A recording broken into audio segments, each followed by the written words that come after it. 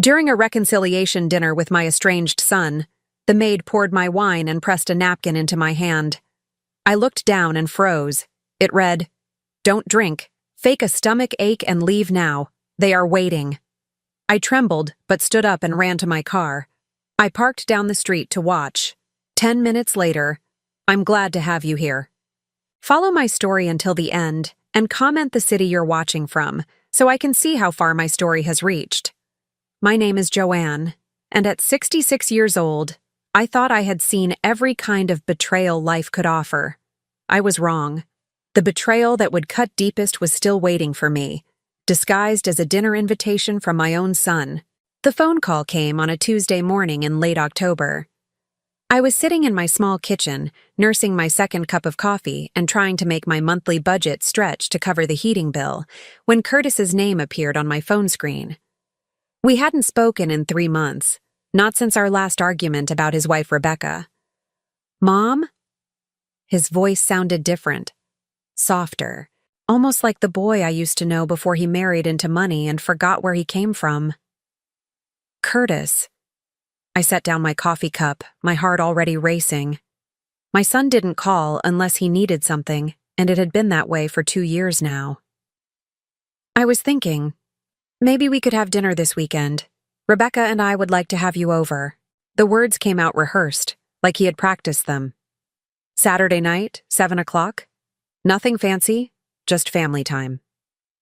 I stared out my kitchen window at the oak tree where Curtis used to climb as a boy. The leaves were turning golden, just like they were the day his father died 5 years ago. "Why now, Curtis? Does there have to be a reason? You're my mother. Rebecca thinks we should try to mend things between us. Rebecca thinks." Everything in Curtis's life now came down to what Rebecca thought. The woman who had swept into our lives 2 years ago with her designer clothes and perfect smile, slowly erasing every trace of the family Curtis used to cherish. "I'll think about it," I said, though I already knew I would go.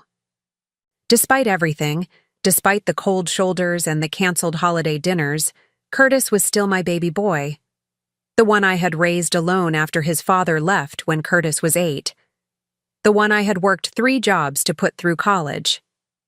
"Great. I'll text you the address." The address? As if I didn't know where my own son lived. But then again, maybe I didn't. The Curtis I knew used to live in a modest apartment downtown. This Curtis lived in a sprawling house in Millfield Estates, the kind of neighborhood where the driveways were longer than my entire street. Saturday came faster than I wanted. I spent an hour trying to decide what to wear, finally settling on my navy blue dress, the one I had bought for Curtis's wedding. It was the nicest thing I owned that still fit properly. I couldn't afford new clothes, not since my fixed income had to stretch to cover everything my deceased husband's insurance money couldn't. The drive to Millfield Estates felt like crossing into another world. Manicured lawns stretched like green carpets, and every house looked like it belonged in a magazine. I found Curtis's address and sat in my car for a few minutes, gathering courage I didn't know I needed to visit my own child. The house was even more imposing up close. 2 stories of pale stone and dark wood, with windows that gleamed like mirrors.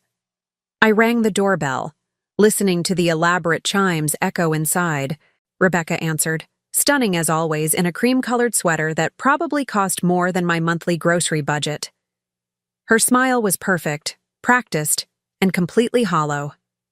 "Joanne, so glad you could make it." She air-kissed my cheek, leaving behind a cloud of expensive perfume. "Curtis is in the kitchen finishing up dinner. You look nice." The pause before nice said everything. I followed her through rooms that looked like a furniture showroom, all beiges and whites, not a single personal photo or lived-in touch. Everything was beautiful and cold. Curtis appeared from what I assumed was the kitchen, wiping his hands on a dish towel. He looked good, too thin maybe, and there was something tired around his eyes that hadn't been there before his marriage. "Mom." He hugged me, but it was brief, distant, like hugging a polite stranger. "Thank you for inviting me. I said, meaning it despite everything. Let me take your coat, Rebecca said, already reaching for it. Curtis, why don't you get your mother something to drink? What would you like, Joanne? Wine? We have a lovely Pinot Grigio. Water is fine, thank you. I had learned to be careful about alcohol around Rebecca. She had a way of twisting words, and I wanted to keep my wits about me. Rebecca led me to their dining room, where the table was set for 3 with china that looked like it cost more than my car. The centerpiece was an elaborate arrangement of white flowers that seemed to have no scent. Beautiful but lifeless, like everything else in this house. Dinner will be ready in just a few minutes, Curtis called from the kitchen. Why don't you two get comfortable? Rebecca settled across from me with a glass of wine, her green eyes studying me like I was a specimen under a microscope. How have you been, Joanne? Curtis worries about you, you know. Living alone at your age, managing everything by yourself. The words were kind enough, but there was something underneath them that made my skin crawl. A suggestion, a hint. I manage just fine, I said carefully. Of course you do. But Curtis and I have been talking. He feels terrible about how distant things have gotten between you two. Family should stick together, don't you think? Before I could answer, a woman I had never seen before entered the dining room. She was middle-aged, Hispanic, wearing a simple black dress and carrying a wine bottle. Maria, Rebecca said without looking at her. Perfect timing. Please pour some wine for Mrs. Henderson. Actually, I asked for water, I said, looking at Maria. Maria's dark eyes met mine for just a second, and I saw something there that made me sit up straighter. Fear. Warning. Something was wrong. Of course, Maria said softly. I'll get you water right away. She moved to pour wine for Rebecca, coming around behind my chair. As she leaned over to fill Rebecca's glass, I felt something being pressed into my hand. A napkin. I looked down as casually as I could. Written in hurried handwriting across the cloth napkin were 4 words that made my blood turn to ice. Don't drink. Leave now. My heart began to pound. I glanced up at Maria, but she had moved away, her face carefully neutral. Rebecca was sipping her wine, talking about something I couldn't hear over the rushing in my ears. Actually, I heard myself say, standing up so quickly my chair scraped against the floor. I'm not feeling very well. I think I should go home. Rebecca frowned. Oh no, what's wrong? I pressed my hand to my stomach, the napkin hidden in my palm. Just a bit of a stomachache, probably something I ate earlier. I should really get going. But Mom, Curtis appeared in the doorway, looking genuinely concerned. Dinner's almost ready. Are you sure you can't stay? The concern in his voice almost broke me. This was my son, the boy I had raised and loved and sacrificed everything for. But Maria's warning burned in my hand like a live coal. I'm sorry, I managed. Rain check? I moved toward the front door before either of them could protest further, Rebecca trailing behind me with protests about how sorry she was that I wasn't feeling well. Let me get your coat, she said, but I was already reaching for it myself. I can manage. Thank you for dinner. Curtis, I'll call you tomorrow. I practically ran to my car, my hands shaking as I fumbled with the keys. As I pulled out of the driveway, I could see Curtis and Rebecca standing in their doorway, watching me leave. I drove 3 blocks before pulling over in a grocery store parking lot. My whole body was trembling. I smoothed out Maria's napkin and read the words again. Don't drink. Leave now. What had been in that wine? What had they planned for me? I sat there in my car as the sun set, staring at those 4 words and realizing that the son I had loved and trusted with my whole heart had been planning something terrible for me. And I had no idea why. But I was going to find out. I didn't sleep that night. Every time I closed my eyes, I saw Maria's frightened face and felt that napkin being pressed into my palm. By 6 in the morning, I was dressed and sitting in my car outside Curtis's neighborhood, waiting. I knew Rebecca left for her yoga class every Sunday at 8:30. Curtis had mentioned it once, back when he still shared details of his life with me. I watched their house from across the street, hidden behind a delivery truck, until I saw her silver BMW pull out of the driveway. 10 minutes later, I was at their front door.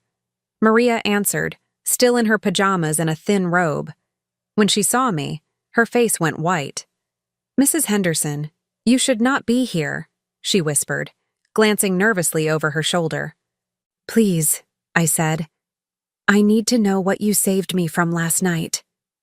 She hesitated, then opened the door wider. "Come in quickly. Mrs. Rebecca will be back in 1 hour." I followed her into the kitchen, where the remnants of last night's dinner still sat on expensive plates. Maria moved quickly, clearing the table while shooting anxious glances toward the windows. "Why did you warn me?" I asked. Maria stopped moving and looked at me with eyes full of pain. "Because I have seen this before, with Mrs. Rebecca's grandmother." My stomach dropped. "What do you mean?" "Sit, please." Maria gestured to a kitchen stool.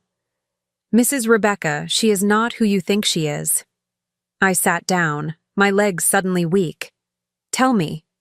Maria's English was careful, accented but clear. "I worked for Mrs. Rebecca's family before she married your son. Her grandmother, Mrs. Patricia Whitmore. Very nice lady.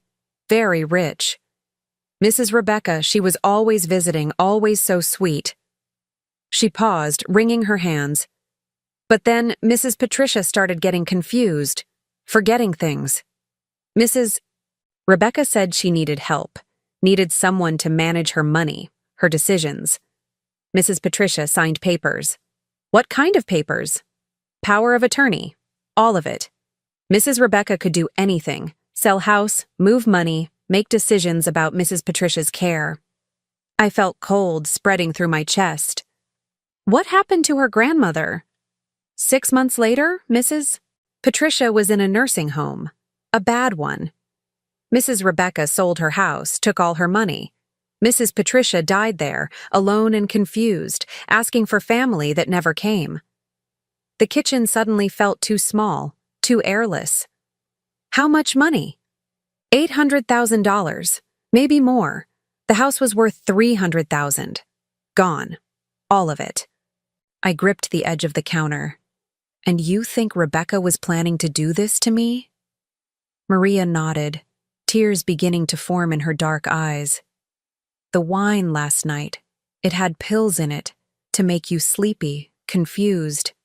Then the papers." "What papers?" Maria disappeared for a moment and returned with a manila folder. Her hands shook as she opened it. "I found these in Mr. Curtis's study yesterday. I was dusting and they were on his desk." Inside were legal documents with my name printed across the top. Power of attorney, medical directive, something called a conservatorship application. My signature line was blank, but everything else was filled out in neat, professional handwriting. "They were going to drug me," I said, the words feeling foreign in my mouth. "Make me sign these while I was impaired." "Yes, and then." Maria pulled out another document, a brochure for Sunset Manor Assisted Living. I knew the place. It was on the bad side of town, the kind of nursing home where people went to die quietly and be forgotten. "Mrs. Rebecca already make appointment for you. Tuesday morning. She tell them you have dementia, that you cannot live alone safely." I stared at the brochure, at the sad-looking building and the generic smiling faces of elderly residents. This was where they planned to put me. Where I would spend whatever years I had left, while Rebecca and Curtis spent my life insurance money, sold my house, lived off the inheritance my husband had left for me. How long have they been planning this? "Since Mrs. Rebecca find out about your money," Maria said quietly. "She asked many questions about your finances, your house. She think I don't understand, but I hear everything." "Curtis knows about this?" Maria's face crumpled. "Mr. Curtis, he is not bad man. But Mrs. Rebecca, She is very good at making people believe what she wants them to believe. She tell him you are getting forgetful, that you cannot manage alone. She show him bills you forgot to pay. I've never forgotten to pay a bill. I know. She intercept your mail sometimes, take bills, make you look irresponsible. Then she help Mr. Curtis pay them from his account. The betrayal hit me in waves. Not just Rebecca's calculated cruelty, but Curtis's willingness to believe I was failing, falling apart, becoming a burden that needed to be managed rather than a mother who deserved respect. There is more, Maria said softly. I wasn't sure I could handle more, but I nodded. Mrs. Rebecca, she already has buyer for your house, her friend from yoga class. They plan to sell it for $650,000, even though it's worth more. Quick sale, no realtor fees. My house. The house where I had raised Curtis, where his father and I had been happy before everything fell apart. Where every room held memories of a family that apparently meant nothing to my son anymore. Why are you telling me this? I asked. Why are you risking your job to help me? Maria wiped her eyes with a dish towel. Because Mrs. Patricia, she was kind to me. Like grandmother I never had. I watched Mrs. Rebecca take everything from her, watched her die alone and afraid. I could not stop it then because I was young, scared, needed my job. She straightened her shoulders. But I am not young anymore, and I cannot watch it happen again. We sat in silence for a moment, the weight of the conspiracy settling around us like a heavy blanket. What do I do now? I asked. You must be very careful, Maria said. Mrs. Rebecca, she is smart. If she knows I told you, she will find another way. Maybe worse way. I need proof. Something that shows Curtis what she really is. Maria nodded. I can help. But we must be careful. Mrs. Rebecca, she watch everything, everyone. The sound of a car in the driveway made us both freeze. Maria ran to the window and peered out. She is back early. You must go. Out the back door, through the garden. I stood up, my legs still shaky. Maria, why didn't you warn Mrs. Patricia? I tried, but no one believed the help over the family. She gave me a sad smile. Maybe this time will be different. I slipped out the back door as I heard Rebecca's key turning in the front lock. As I made my way through their perfectly manicured garden, I could hear her voice calling for Maria, sharp and demanding. Walking back to my car, parked 3 blocks away, I felt like a different person than the one who had driven here an hour ago. The mother who had spent 2 years wondering why her son had grown so cold, so distant. The woman who had blamed herself for the growing chasm in our relationship. Now I knew. It wasn't my fault. It wasn't even really Curtis's fault. It was Rebecca, and she had done this before. But this time she had picked the wrong victim. This time, someone was going to fight back. I spent Monday morning sitting in my car outside Sunset Manor, staring at the building that was supposed to become my prison. The brochure Maria had shown me hadn't lied. It was every bit as depressing as it looked in the glossy photos. Peeling paint on the window frames, a parking lot full of potholes, and the smell of industrial disinfectant that seemed to seep through the very walls. According to Maria, Rebecca had scheduled an appointment for me here tomorrow morning at 10 o'clock. An evaluation appointment that I knew nothing about, for a condition I didn't have. I pulled out my phone and called the main number. Sunset Manor, this is Jennifer speaking. Hi, this is Joanne Henderson. I believe my daughter-in-law Rebecca Henderson scheduled an appointment for me tomorrow? Oh yes, Mrs. Henderson. Let me pull up your file. I could hear typing in the background. Here it is, 10 o'clock tomorrow morning for intake evaluation. Your daughter-in-law provided us with your medical history and explained your situation. We're so sorry to hear about your recent decline. My recent decline. What exactly did she tell you about my condition? Well, according to Mrs. Rebecca Henderson, you've been experiencing significant memory loss, confusion, some episodes of wandering. She mentioned you've been forgetting to take your medications and that there was an incident last week where you left the stove on all night. I gripped the phone tighter. None of that was true. Not a single word. She also mentioned that you've become quite combative when family members try to help, which is very common with dementia patients. She's concerned for your safety living alone. I see. And who did she speak with there? That would be our admissions coordinator, Mrs. Patterson. She handles all our new resident evaluations. Thank you. I'll see you tomorrow. I hung up before I could say something I'd regret. Rebecca had painted a complete picture of me as a failing, dangerous woman who needed to be institutionalized for everyone's safety, and they had believed every word. But I needed more than Maria's testimony and my own outrage. I needed proof that would convince Curtis, who had apparently already been conditioned to believe I was losing my mind. I drove to the public library and spent 2 hours learning everything I could about Rebecca Whitmore before she became Rebecca Henderson. What I found made my blood run cold. Patricia Whitmore, Rebecca's grandmother, had indeed died at Sunset Manor 3 years ago. But the obituary told a story very different from the one Rebecca had been selling. Patricia had been a retired professor, sharp as a tack according to former colleagues I found quoted in the university newsletter. She had been working on her memoirs right up until she was admitted to the nursing home. There were other details, too. Patricia's house had sold for significantly below market value to something called Whitmore Family Trust, a trust controlled entirely by Rebecca. The sale had happened just 6 months before Patricia's death, around the same time Patricia's neighbors reported seeing her becoming increasingly withdrawn and confused. I made copies of everything I found and drove home with a folder full of documentation, but I knew it still wouldn't be enough. Rebecca was careful, smart. She left paper trails that looked legitimate on the surface.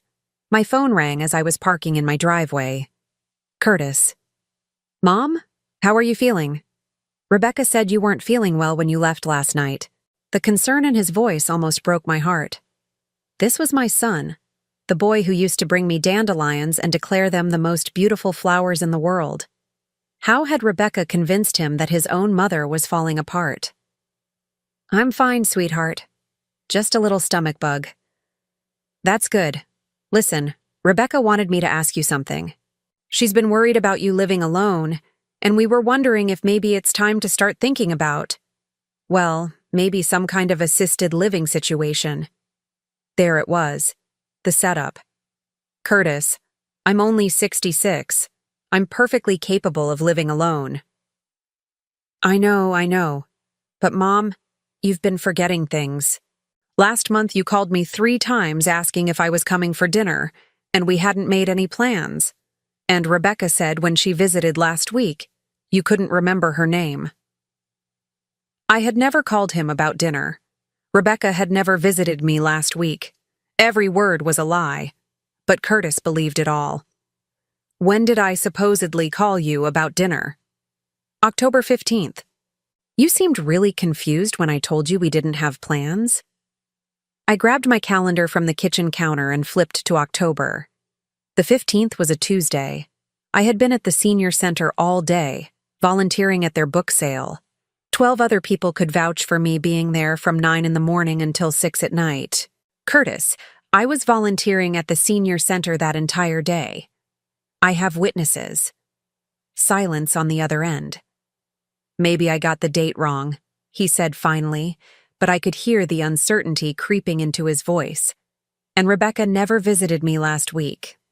Or any week, for that matter. Mom, that's not. She said you seemed confused when she stopped by. That's exactly the kind of thing we're worried about. Curtis, listen to me very carefully. Rebecca has never been to my apartment. Not once in the 2 years you've been married. If she told you she visited me, she lied to you. Why would she lie about something like that? I took a deep breath. This was it. The moment where I either saved my son from his wife's manipulation or lost him forever. Because she's planning to have me committed to a nursing home and take control of my finances, just like she did with her grandmother. The silence stretched so long I thought he might have hung up. Mom, that's a serious accusation. It's a serious situation. Curtis, I need you to come to my apartment. Alone. There are things I need to show you. I can't just leave work in the middle of the day because you're making wild accusations about my wife. Then come tonight, after Rebecca goes to her book club. Rebecca didn't have a book club, but Curtis didn't know that. How do you know about her book club? Lucky guess. Will you come? Another long pause. Fine. But Mom, if this is just paranoia or confusion. It's not. And Curtis? Don't tell Rebecca you're coming to see me. Why not? Because if I'm right about what she's planning, then she's dangerous. And if I'm wrong, then it won't matter anyway. I spent the rest of the day preparing. I laid out every piece of documentation I had gathered. The nursing home brochure, the power of attorney documents Maria had photographed, the research about Patricia Whitmore, my calendar showing I couldn't have made those phone calls Curtis remembered. At 7:30, I heard his car in the parking lot. My hands were shaking as I let him in. Curtis looked tired, older than his 38 years. Marriage to Rebecca was wearing on him in ways I don't think he even realized. Okay, Mom, I'm here. What's this about? I gestured to my dining table, where I had spread everything out like a prosecutor preparing for trial. Sit down, sweetheart. We need to talk. For the next hour, I walked Curtis through everything Maria had told me, every document I had found, every lie Rebecca had told him about my supposed decline. I watched his face change as the evidence mounted. This can't be right, he said finally, holding the power of attorney documents with my name on them. These have to be fake. Call the law office listed at the top. Ask if Rebecca Henderson has been in contact with them about conservatorship proceedings for me. He stared at the documents for a long time, then pulled out his phone. The law office answered, even though it was after 8 o'clock. Yes, this is Curtis Henderson. I'm calling about conservatorship documents being prepared for my mother, Joanne Henderson. Yes, I'll hold. I watched my son's face crumble as he listened to whatever they were telling him. I see. And when was this consultation scheduled? Tomorrow morning. I understand. Thank you. He hung up and looked at me with eyes full of pain and confusion. She met with them last Thursday, paid a retainer of $5,000 to start conservatorship proceedings. The lawyer said she told them I was in full agreement and that you had been diagnosed with early-stage dementia. Curtis. She used our joint account, $5,000 of our money, to have my own mother declared mentally incompetent. His voice was barely a whisper. I reached across the table and took his hand. It was shaking. I'm sorry, sweetheart. I know how much you love her. I thought I did. But the woman I love wouldn't do this. Would she? Before I could answer, his phone rang. Rebecca's name flashed on the screen. Don't answer it, I said quickly. Why? Because right now she thinks her plan is working perfectly. If you answer and she hears something in your voice, she'll know we're on to her. We need to be smart about this. Curtis stared at his phone until it stopped ringing. Then he looked at me with an expression I hadn't seen since he was a little boy. Vulnerable, scared, needing his mother to make everything okay. What do we do now, Mom? Curtis stayed at my apartment until nearly midnight, going through every document, every piece of evidence I had gathered. I made us coffee and watched my son grapple with the reality that the woman he had married was not who she claimed to be. I keep thinking there has to be an explanation, he said, holding the brochure for Sunset Manor. Maybe she really believed you needed help. Maybe she was trying to protect you. From what? From having my own money? From living in my own home? He set the brochure down and rubbed his face with both hands. I don't know. I don't know anything anymore. Curtis, I need to ask you something, and I want you to really think before you answer. Okay. Has Rebecca ever encouraged you to distance yourself from me? Small things, maybe. Suggesting I was being too demanding? Or that I was holding you back somehow? He was quiet for a long time, staring into his coffee cup.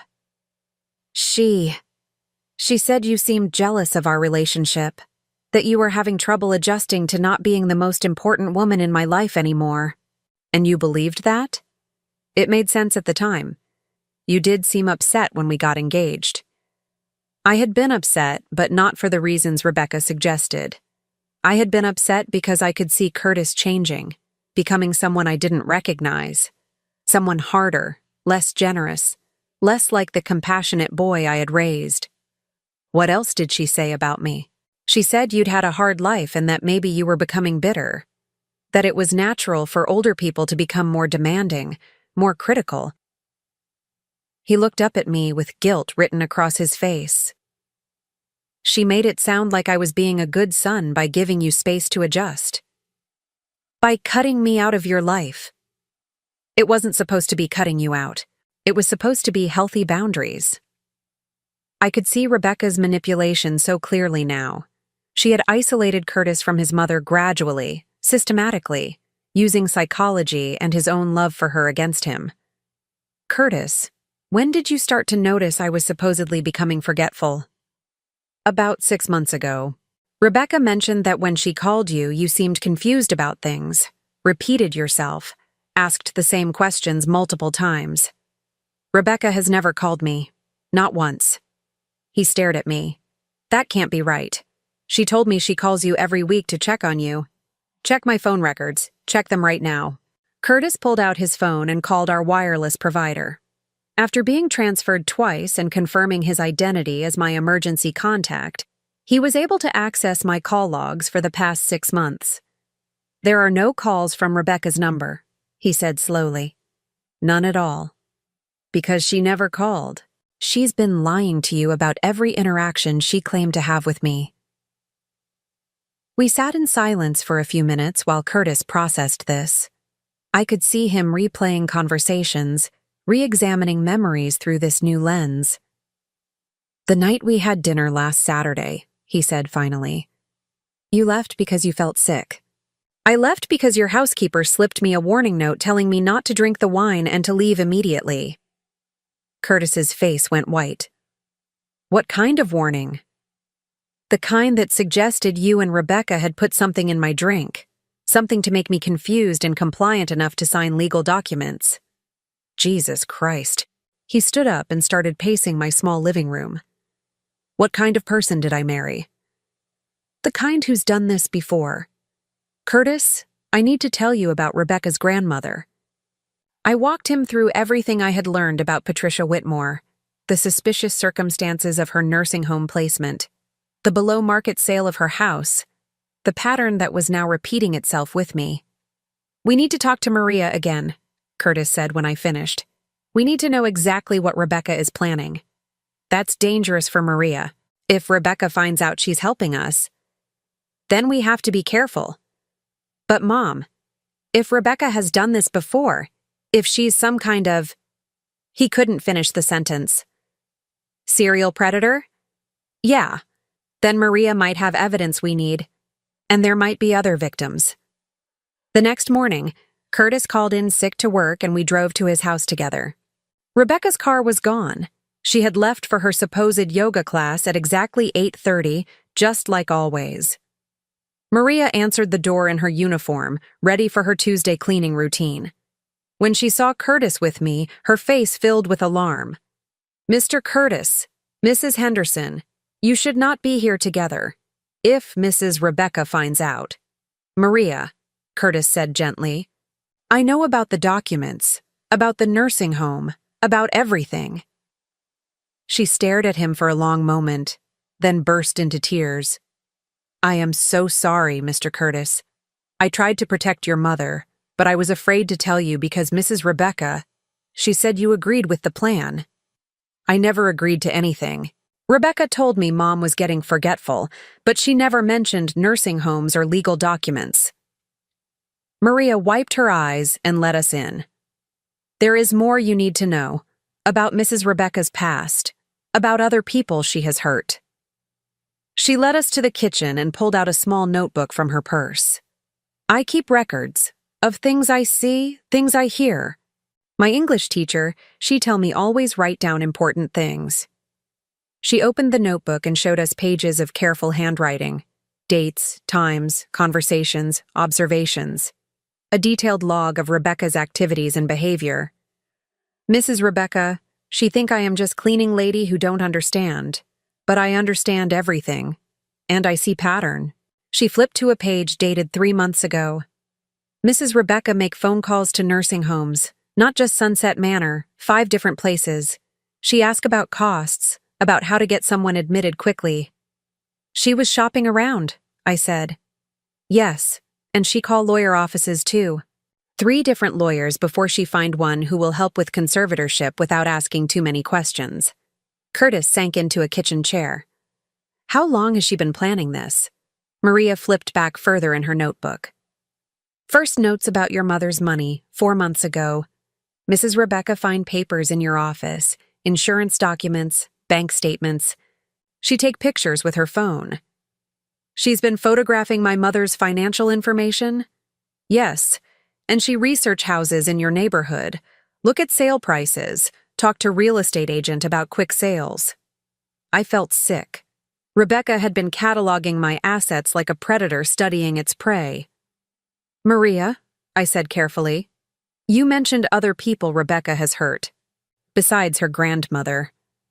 Maria nodded grimly and flipped to another section of her notebook. Before she marry Mr. Curtis, Mrs. Rebecca work as home health aide, but she get fired. Why? Family accuse her of stealing jewelry, convincing old man to change his will. Nothing proven in court, but she lose job, have to leave town. Curtis's hands were clenched into fists. Where was this? Phoenix, Arizona, 3 years ago. Man's name was Mr. Harold Chen. He died 6 months after Mrs. Rebecca leave. Family very suspicious, but too late to prove anything. Are there others? I think so. Mrs. Rebecca, she very careful to not leave trail.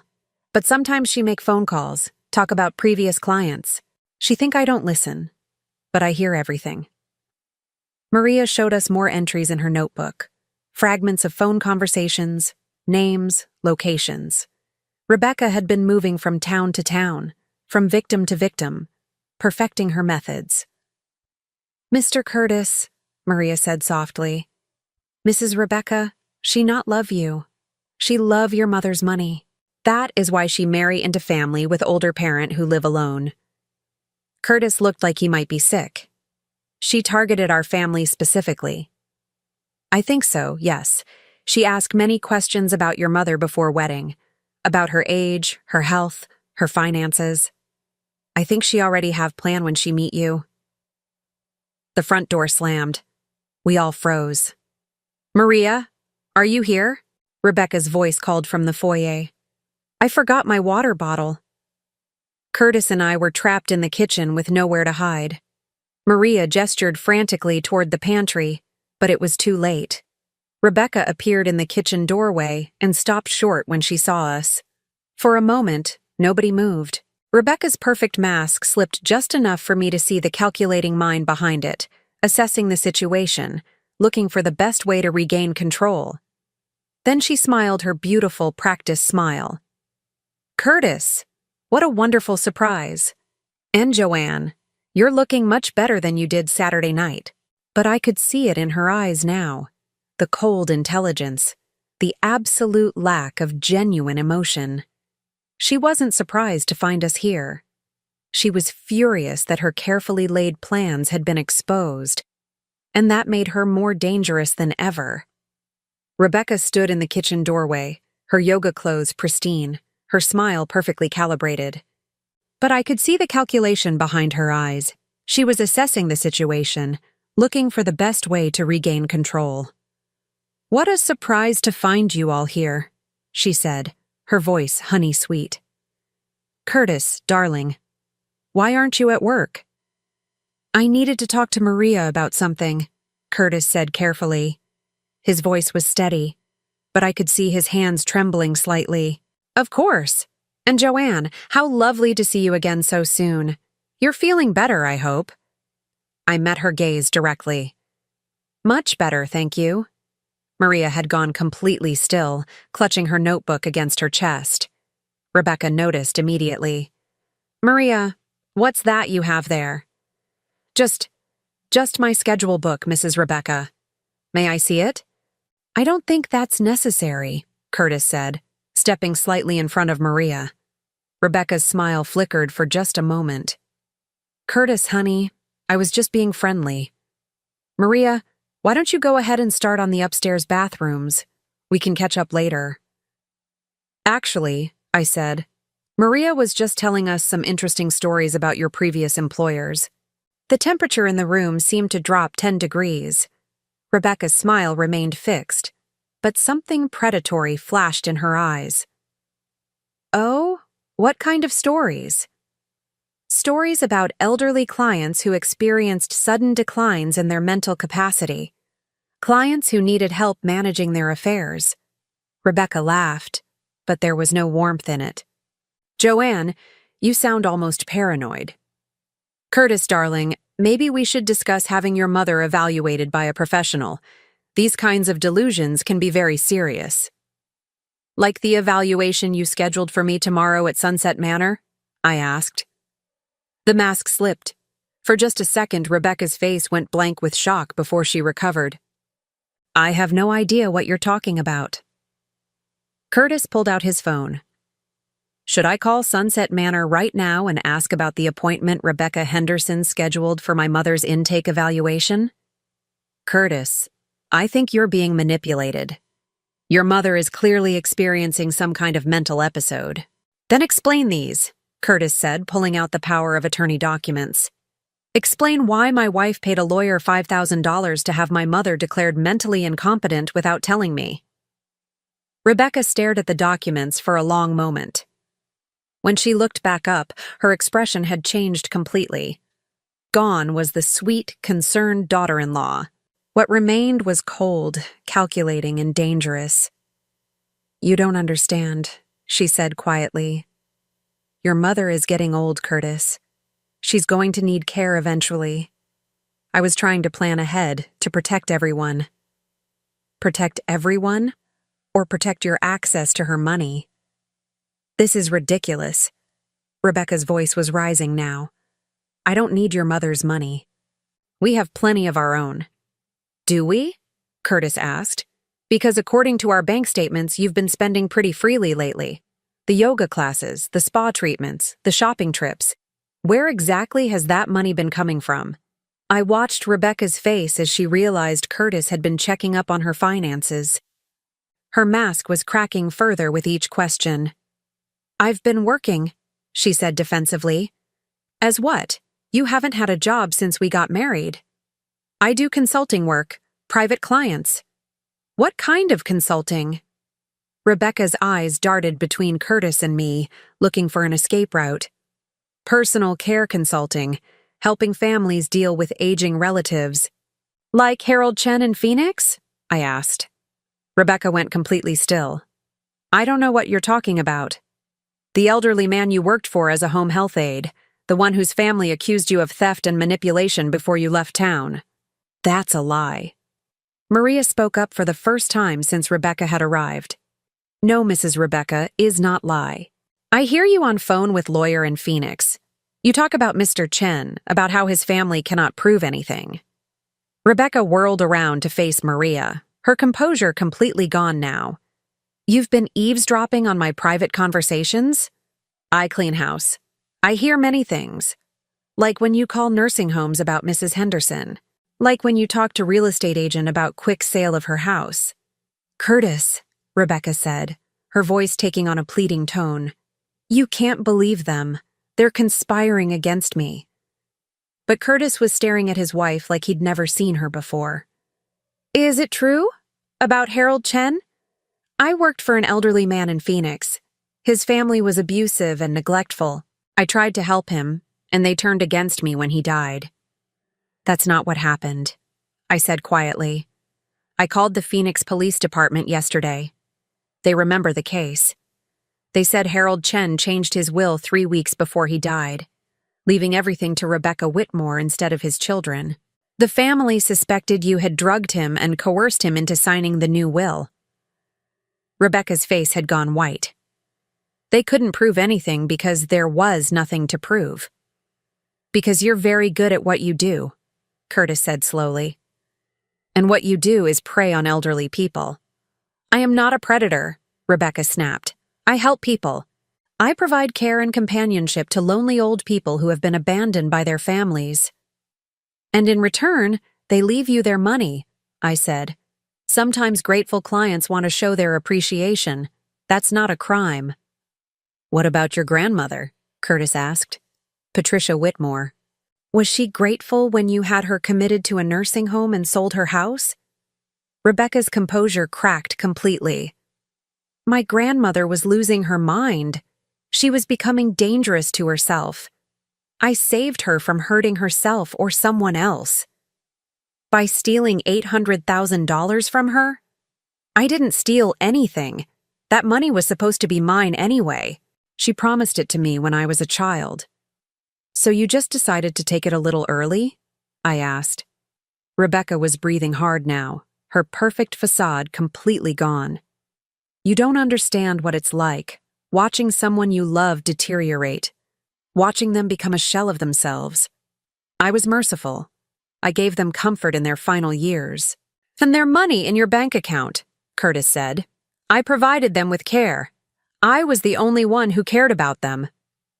Is that what you were going to do for me? I asked. Provide me with care at Sunset Manor while you spent my life insurance money? Rebecca's eyes flashed with something ugly. You should be grateful someone is willing to take care of you. Curtis has his own life to live. He doesn't need to be burdened with a demanding, aging mother who refuses to accept help. I never refused help. You never offered help. You offered theft. I offered a solution to an inevitable problem. Curtis had been quietly recording the conversation on his phone. Now he held it up so Rebecca could see. Say that again, he said quietly. Say it again for the record. Rebecca stared at the phone, finally understanding that she had been caught. For a long moment, nobody spoke. Then she lunged for the phone. Curtis was faster. He stepped back, keeping the device out of her reach. It's too late, Rebecca. It's all recorded. Rebecca stood in the middle of the kitchen, breathing hard, her carefully constructed world collapsing around her. When she looked at Curtis, I saw something that made my blood run cold. You have no idea who you're dealing with, she said quietly. You think this is over, but it's not. I've been planning this for months. I know things about your mother that you don't. Things that will make you wish you had never crossed me. What kind of things? Curtis asked. Rebecca smiled, but it was nothing like her previous smiles. This one was full of malice. Your mother isn't the sweet, innocent victim she's pretending to be. Ask her about the money your father left. Ask her why she never told you how much there really was. I felt my stomach drop. Curtis looked at me with confusion. What is she talking about, Mom? Rebecca's smile widened. Oh, she never told you? Your father left more than $300,000 in life insurance. Much more. Tell him, Joanne. Tell your son what you've been hiding from him. Curtis stared at me, waiting for an explanation I didn't want to give. Because Rebecca was right about one thing. There had been more money than I had told him about. But not for the reasons she thought. The silence in the kitchen stretched like a taut wire. Curtis was staring at me with a mixture of confusion and hurt, while Rebecca stood there with that triumphant smile, believing she had found the weapon to destroy our relationship once and for all. Mom? Curtis's voice was barely a whisper. What is she talking about? I took a deep breath. After 2 years of protecting this secret, it was time for the truth. Your father's life insurance policy was for $800,000, not $300,000. Curtis's face went white. 800. Why didn't you tell me? Because 500,000 of it went to something you didn't know about. Rebecca's smile faltered slightly. This wasn't going the direction she had planned. Curtis, when your father died, he left debts. Gambling debts, bad ones. The kind of debts that don't just go away when someone dies. Curtis sank into a kitchen chair. Dad gambled? For years, I tried to help him stop, tried to get him into treatment, but he couldn't quit. When he died, some very dangerous people came to me demanding payment. They said the debt transferred to his family. How much? Curtis asked quietly. $480,000. The number hung in the air like a physical weight. Rebecca's expression had changed from triumph to confusion. I used most of the insurance money to pay them off, I continued, to protect you, to make sure they would never come after my son looking for money your father owed them. Why didn't you tell me? Because you were 29 years old, just starting your career. Because I didn't want you to know that your father, the man you hero-worshipped, had been a gambling addict who left his family in danger. Because I wanted to protect the memory you had of him. Curtis put his head in his hands. All these years, I thought you were just. I thought you were struggling because you were bad with money. I let you think that. It was easier than telling you the truth. Rebecca was staring at us both like we were speaking a foreign language. This revelation had completely derailed her attempt to pit us against each other. So the $300,000 you said you had, Curtis said slowly, that's what was left after you paid off Dad's debts? That's what was left after I paid off the debts, after I paid for your father's funeral, after I bought this apartment and put some money aside for emergencies. The truth is, Curtis, I've been living on Social Security and the small pension from my cleaning jobs. The inheritance Rebecca was so eager to get her hands on was never that much to begin with. Rebecca's face was flushed with anger. You're lying. There has to be more. The house your father left, the investments, were mortgaged and liquidated to pay gambling debts, I said calmly. There was no house, Rebecca. No secret fortune. Just a woman trying to protect her son from the truth about his father's addiction. Curtis looked up at me with tears in his eyes. Mom, I'm so sorry. All this time, I thought you were being irresponsible with money, and you were actually protecting me. That's what mothers do, I said simply. Rebecca was breathing hard, her carefully laid plans crumbling around her. This doesn't change anything. You're still old, you're still going to need care eventually, and Curtis still needs to plan for that. Curtis can plan for whatever he thinks is appropriate, I said, but it will be his choice, not yours. And it certainly won't involve drugging me and stealing what little I have left. Maria, who had been quiet during this exchange, suddenly spoke up. Mrs. Rebecca, police are here. We all turned to look out the kitchen window. 2 patrol cars were pulling into the driveway. Curtis looked at me in confusion. Mom, did you call the police? I did, Maria said quietly. When Mrs. Rebecca go to yoga this morning, I call them. I give them my notebook, tell them about Mrs. Patricia, about the plans for Mrs. Henderson. Rebecca's face went dead white. You can't prove anything. It's all hearsay and speculation. Actually, Curtis said, holding up his phone, I have a recording of you admitting to planning to have my mother committed and stealing her money. I think that's probably enough. The doorbell rang. Rebecca looked around the kitchen like a trapped animal, but there was nowhere to go. Curtis, she said, her voice taking on that pleading tone again. You love me. We're married. You can't let them arrest me. Curtis looked at his wife, really looked at her, and I saw the exact moment when whatever love he had felt for her finally died.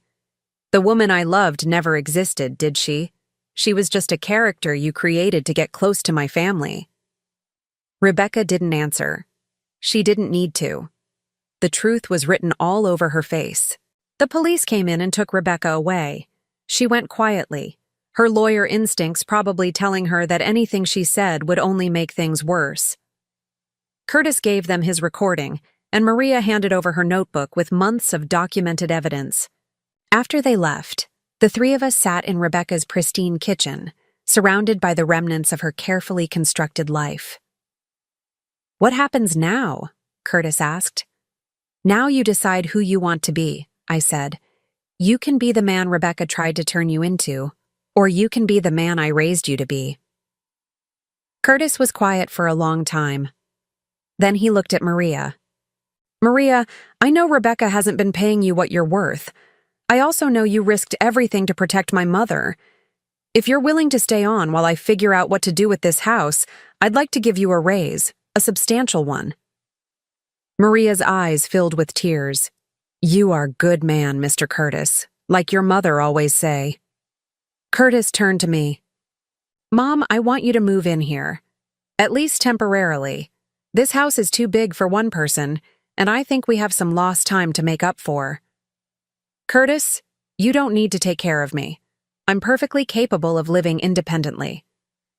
I know you are. That's not why I'm asking. I'm asking because I miss my mother. I miss the relationship Rebecca convinced me to throw away. And I think maybe we both deserve a chance to rebuild what was taken from us. I looked around Rebecca's cold, perfect house and tried to imagine it filled with warmth and laughter instead of manipulation and lies. Would it be all right if I brought some pictures, some of your baby things I saved? Curtis smiled for the first time in what felt like years. I was hoping you would. 6 months later, Curtis and I were sitting on what used to be Rebecca's perfect white sofa, now made comfortable with colorful throw pillows and soft blankets. Maria had become more than a housekeeper. She was family now, cooking meals that filled the house with wonderful smells and treating Curtis like the son she'd never had. Rebecca had pled guilty to fraud and elder abuse charges in 3 different states.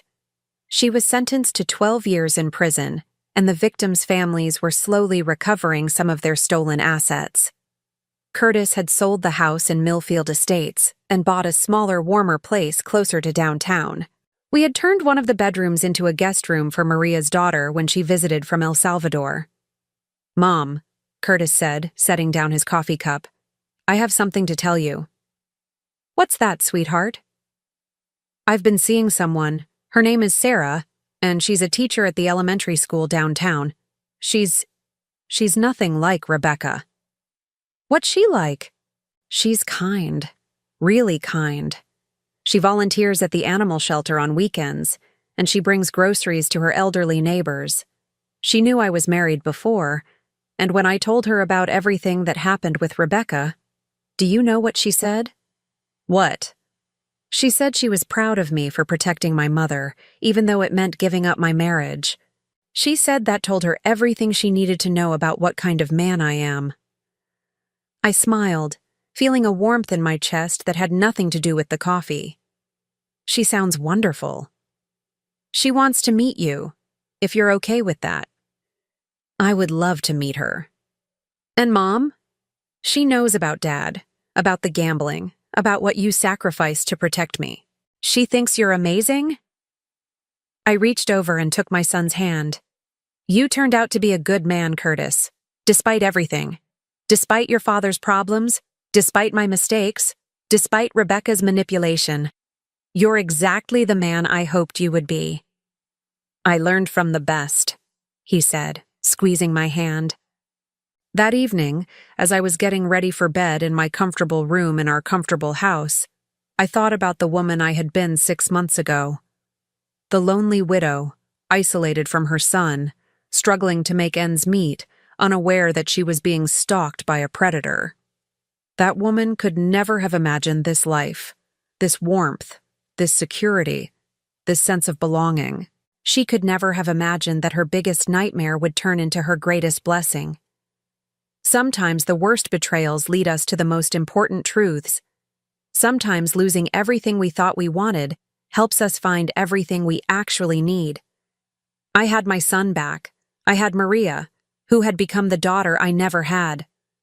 And soon I would meet Sarah, who might become the daughter-in-law I had always hoped for. Rebecca had tried to steal my future, but in the end, she had given me something far more valuable, the chance to rebuild my relationship with Curtis on a foundation of honesty instead of secrets. I fell asleep that night in a house full of love, surrounded by family I had chosen and family who had chosen me back. It was more than enough. It was everything.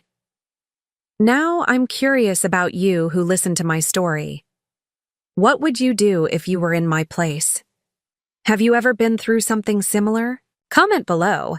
And meanwhile, I'm leaving on the final screen 2 other stories that are channel favorites, and they will definitely surprise you. Thank you for watching until here.